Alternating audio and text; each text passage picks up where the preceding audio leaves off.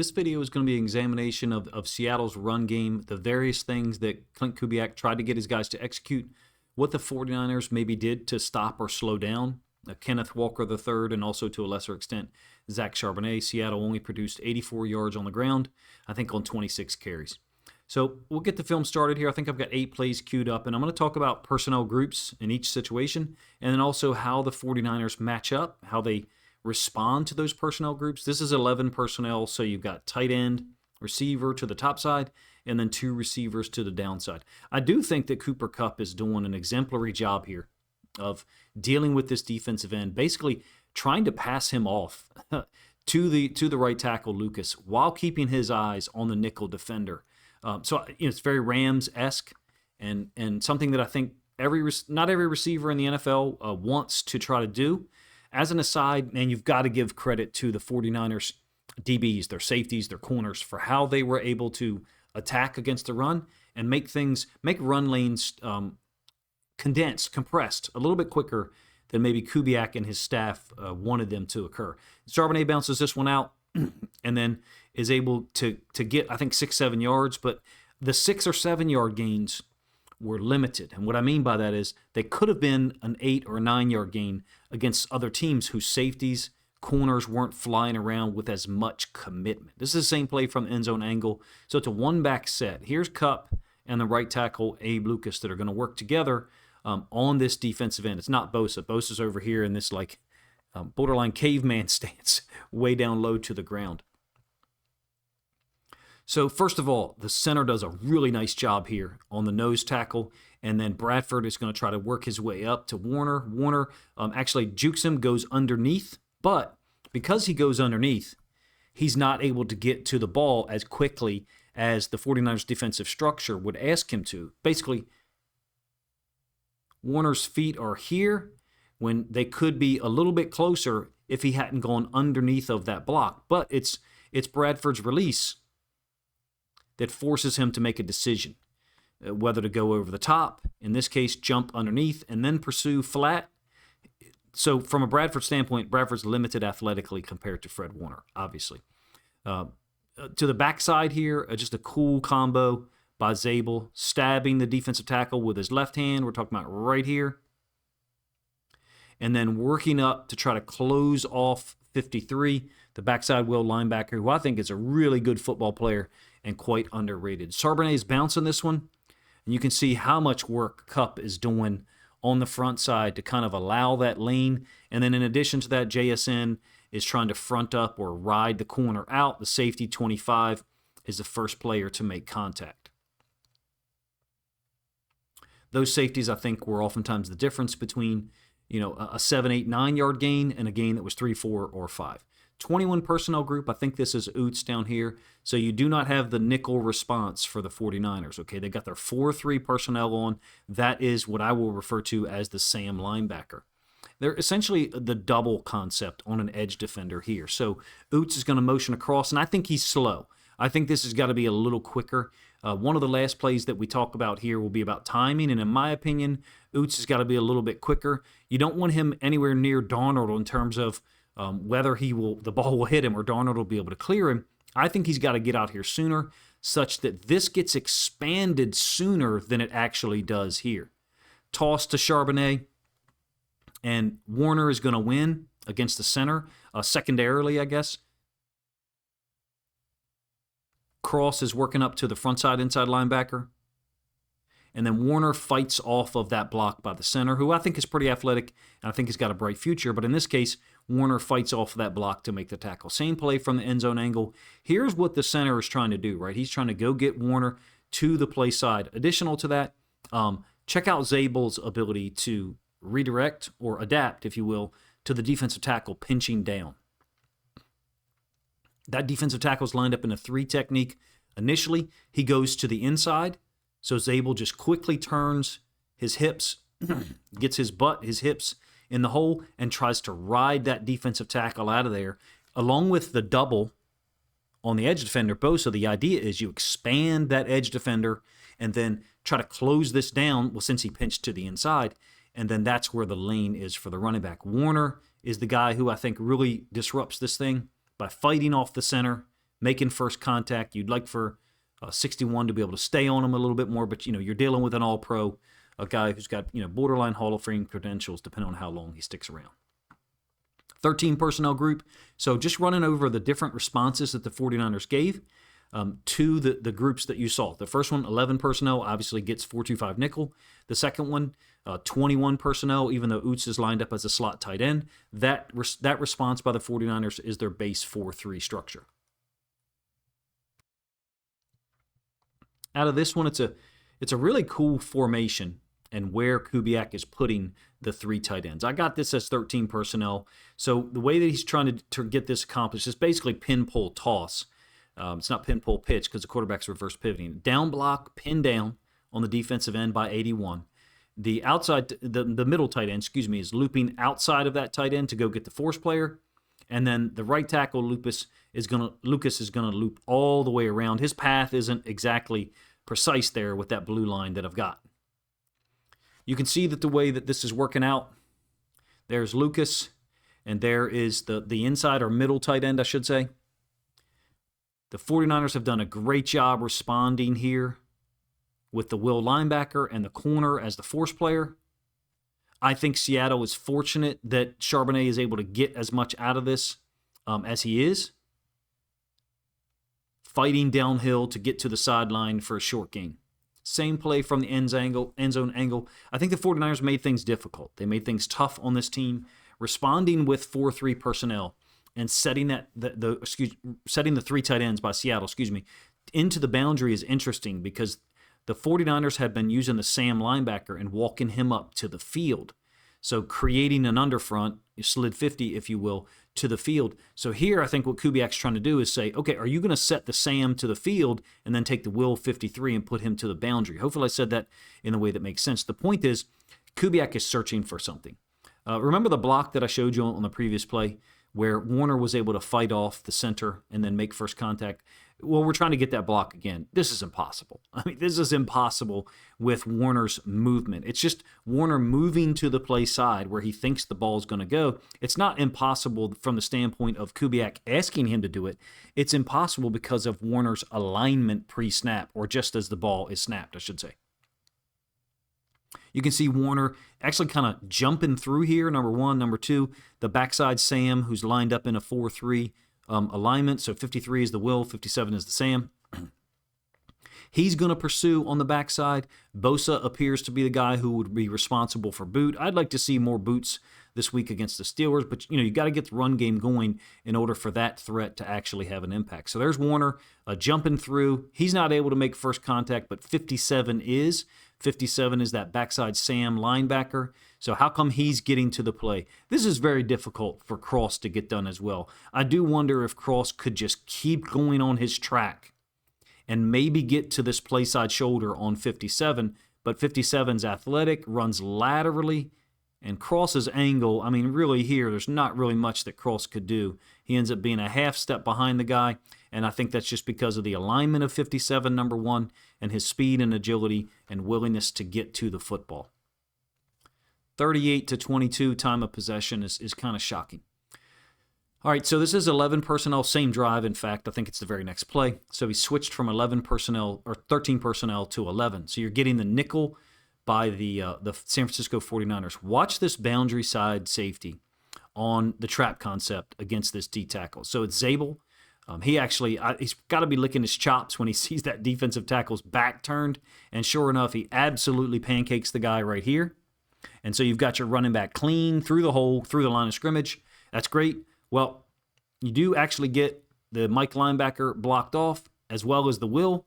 But the problem is the boundary side safety is coming downhill, and he's the first guy to make contact. I thought those DBs played a role in future rematches, either in the regular season or the playoffs. Of course, Kubiak and his staff are going to try to do something about that and perhaps try to exploit it. Same play from the end zone angle. So here's the blocking scheme. It's a trap by Zabel, and he is kicking out, decleating this defensive tackle whose back was turned and he was all twisted up. The right tackle, Lucas, is going to work up here. It's color-coded. I guess I just messed that whole system up. So he's working here to the Will linebacker, and then The right guard, Bradford, is working to the mic. For whatever reason, Warner is off the field on this play. You can see that the way that the trap works out for Zabel, he's got to be super excited when he sees the defensive lineman have his back turned, spinning around. It's basically a 4-eye technique where he's stepping to that tackle, and because of Lucas's release, trying to rip, I think Lucas could actually be a little bit lower. Huge trap block, boundary side safety, unblocked on Walker. Would love to see Walker be able to, make this guy miss, but he's committed downhill to his tracks. It's a productive play, don't get me wrong, because I believe that they gained the first down. Respond with 21 personnel. I think this is the drive where Seattle takes a 13-10 lead, by the way. So some things are positive, but what I'm trying to illustrate to you is how difficult it was to turn those 4- and 5-yard gains into 7-, 8-, or 9-yard gains, let alone generate any 10 or 12s. Those just didn't happen that often. 21 personnel. 49ers have responded with their 4-3 look. There's the Sam linebacker 57 that I keep mentioning. Mike will set to the bottom side of our screen. And I would like to see more boots off of the play action, off of the run fake, to be honest with you, this week against the Steelers. You're getting severe disruption by this 3 technique at the point of attack. It doesn't destroy the flow, though, because Charbonnet is able to cut it back into the open space. You've got basically a gut block on the backside by 88 Barner, the tight end. And what's going to happen is as Charbonnet winds this back, Renardo Green is going to fit into that space, fit into that open lane, if you will. The DBs, like I said, they were a factor against the run consistently. I will say that Cooper Kupp was working. He's still working at the end of this play. Watch his work here, and it seems to be wearing off a little bit on JSN, in my opinion. Those guys have taken their role seriously in blocking downfield, even though in this particular game, it didn't necessarily show up and have an impact. Same play from the end zone angle. They're in an under front, they being the 49ers, 5 technique, defensive end strong. Shade or 1 set up to the same side. Sam linebacker is 57. And so when you're running against an under front, a lead concept, you got a problem because the B gap is not open. The B gap is closed. That defensive tackle, the backside of an under front is in a 3. And sure enough, that's where Charbonnet and the fullback Oots are going. He's forced to cut it back, and Green is going to fit into that lane here, because you've got a base block, or gut, I should say, by the tight end Barner on 57. Basically, he's turning him back to the outside, away from the point of attack. Green recognizes it, number 1. Number 2, you've got a safety filling downhill. My point in talking about the DBs and the safeties so often is I think you got to put them in more conflict, and the boot action off of that, the play action, if you will, could possibly do that. I'm not saying it's a cure-all. It's certainly not going to be easy this week against the Steelers. I'm obviously very familiar with their game, being a Ravens fan and Ravens content creator. It'll be much the same this week in terms of difficulty level. The Steelers will be prepared. I do wonder about some counter action, some horizontal conflict, if you will, motion to one side and perhaps run to the other. Now, this one's quite productive. This is later on in the game, I believe. I may have the order mixed up, so my apologies, but I'm showing you how the 49ers responded to the different personnel groups. Here we've got 22. 2 tight ends to the top side, and Oots is the fullback, and he's going to go in motion, and they're going to run power. Oots is the kick-out block on the Sam linebacker right here. The left guard, Zabel, is going to pull, and he's going to get into a little post-snap or post-play scuffle with number 2, who's extremely hostile and has a lot to say both during and after the game. Kupp is trying to cut off the D end on the backside. It's just borderline impossible for him to do for a couple of reasons. Number 1, it's Bosa, right? And so he's playing on a downhill track. Bosa is actually able to kind of touch Walker on this play. He actually makes contact with him. Kupp is unable to cut him off. Warner actually gets blocked here. This is Warner right here. And it is, once again, it's a corner that makes first contact. You kind of draw things up and you'd say, well, if a corner and a safety is making first contact, that's a success for me. 4-3 relies on oftentimes overwhelming you at the point of attack with linebackers, corners, and safeties. In my opinion, more conflict might be needed the next time that you face San Francisco. This tight end, 81, starting right here, emanating from the right side, he actually goes and gets Warner. The pull and wrap by Zabel gets things done, but the corner and then the backside will linebacker, 53, are going to make the tackle. There's Oots on the kickout block against the Sam. And you can see once again that Bosa, gets hands on Walker, but it's a long way for him to go. I also wonder about Darnold. Like, we're not looking at the ball. We want to be booting and we want this. To me, that's not exactly how we want it to be done. I want to see us boot earlier such that we maybe start to hold this guy. I suspect, I can't prove it, that the 49ers DNs, they weren't worried about this boot because the way that Darnold looked on the handoffs was very easy for certain people to read. And, that could be an oversimplification, but the boot wasn't run, but I don't think at all in this game. I think it's got to be run sooner, especially against the Steelers, kind of hold Watt and Highsmith and others. Get some of these off of here. So a 22 personnel group again, and you've got a wing up to the top side. The 49ers are responding with a blitz down to the bottom. They're bringing the boundary safety, and then they're stunting Bosa to the inside. So they're trying to fill the B-gap weak and blitz someone off the edge, and the fullback collision on the safety is occurring on the Seahawks side of the line of scrimmage. It doesn't mean that it's going to be an unsuccessful play. It just means that normally that kick-out block would occur somewhere around in here on the D end, or if he's got to go up and get the safety, then it's going to be on the other side of the line of scrimmage. Because of the blitz, because of the stunt, it happens on the Seahawks side of the line of scrimmage, and Charbonnet has to take it downhill a little quicker. Still ends up being a successful gain. I think it's 7 yards. Same play from the end zone angle. Here's the stunt. Bosa going to go B-gap, safety off the edge there, collisioning the fullback. I think you get a pretty good job here by these four interior linemen of handling the stunt by Bosa. Really talking about Cross and Zabel, who I think is a spectacular prospect at the guard position. We're discussing this right here, how Bosa stunts to the inside, and they pick up the combo. In addition to that, kind of the same dynamic here.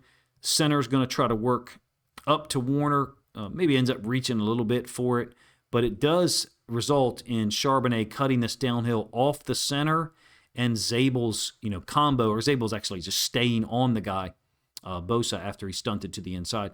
Productive play from a yard standpoint, 7 yards on the play. Final one that I'll talk about, and I think you've definitely got some timing issues here for the Seahawks to work on this particular concept. This is the next to last play of the game offensively for Seattle.